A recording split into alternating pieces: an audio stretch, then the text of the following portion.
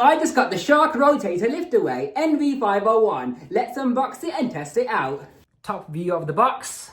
Front of the box, as you can see. Liftaway mode, powerful cleaning, and the filtration information. The back of the box is the same as the front, and the final side of the box has all of this information. And this is everything out the box.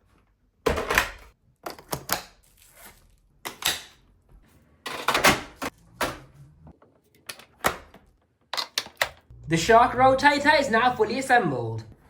There's no accessory storage for this wide upholstery tool for some reason. I don't know why they made it like this, but this is going to have to be put somewhere else now.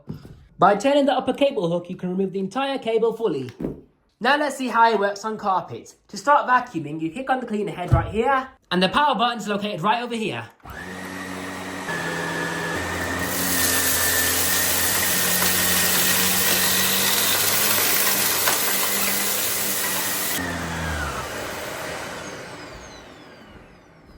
Not bad. It's done an okay job.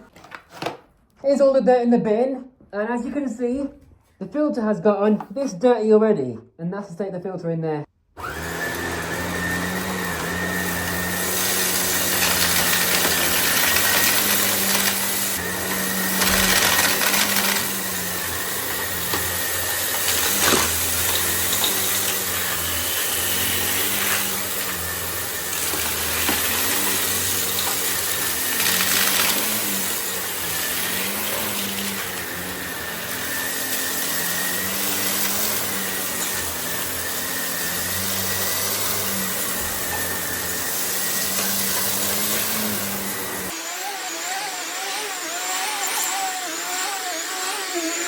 A terrific job done by the Shark Rotator. Let's see how well it does on the edges.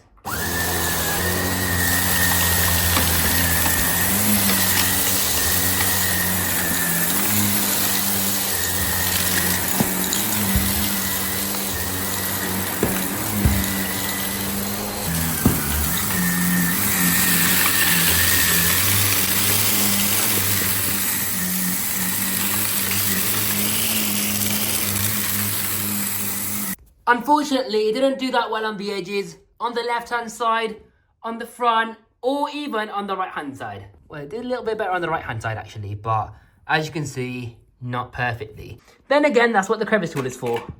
So you press the wand release button right here, then you can detach the wand, ready for use.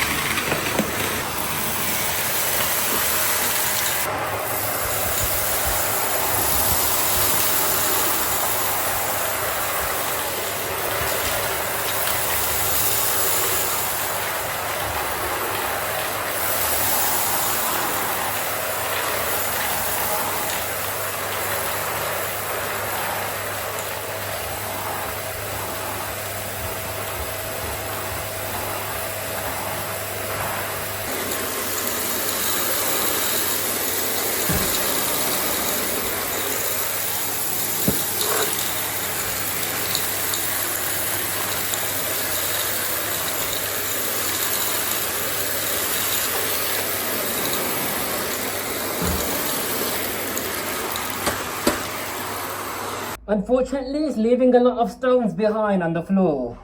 Let's see how much suction this machine has.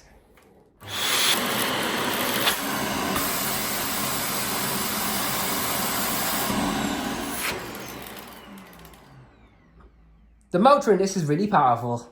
I hope you enjoyed that because now we're going to look at the machine in further detail. Starting off with the brush roll. This Shark Rotator features two motors, one for the suction and one to drive the brush roll. So the reason why the edge cleaning on this machine isn't very good is because the bristles do not reach the edges that far at all. Because look at this massive piece of plastic on the side and you've got an even bigger one on this side. No agitation there whatsoever. Looking at the brush roll, this is how far the bristles stick at the base. You've got nice rubber coated wheels so it'll protect your hard flooring. You've got this soft fluffy pad on the back as well so it prevents any scattering on hard floors when the brushes are on for some reason. You've got a lot of larger debris channels on the front, so it's going to be great for picking up larger debris. These headlights stay on at all times, which I think is beautiful because it looks nice. Using the tools is very simple. You just press this red button on the back and then the pipe comes out. It's got a nice comfortable handle grip on it as well. So you can reach up 1, 2, 3, 4, 5, 6, 7, 8, 9 stairs. But when you have it on lift away mode, that allows you to detach the main unit from the cleaner head. This will make stair cleaning a lot easier.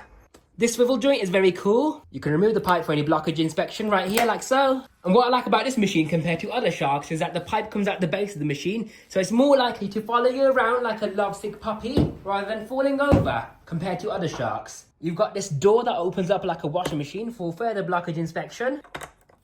Very interesting design. You can only put 2 tools on board, so you've got the crevice tool, which has bleed valves in there to reduce suction, because this machine does have pretty powerful suction. And you've also got the dusting brush, and this dusting brush has a nice swivel neck, so you can turn it at different angles to suit your cleaning needs. What I do like is the suction control, so you can toggle between low suction and maximum suction.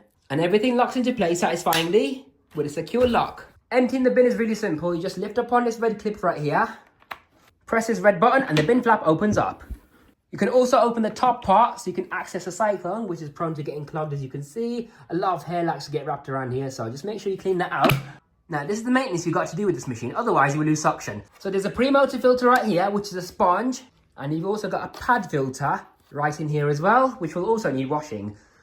That's where the suction comes in from the motor. And then to access your HEPA exhaust filter, you just press down on this clip right here, the grill comes off, and this is your sealed HEPA filter. What I like about this is it has a thick gasket around the entire perimeter, so it prevents any dust from escaping out the machine.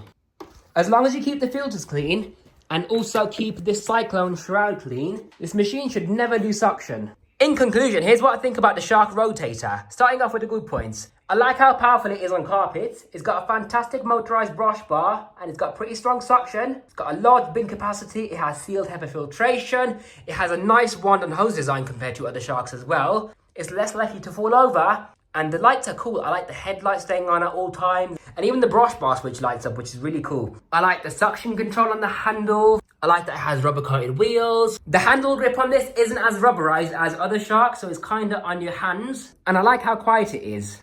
Now, here's the things I don't like about it. So it struggles on hard floors with large debris, especially heavy debris like little rocks. The filters need excessive maintenance because this thing only has 1 cyclone. But the good thing is the filters are washable. The crevice tool has bleed valves in it, so I want to tape those up to get more suction.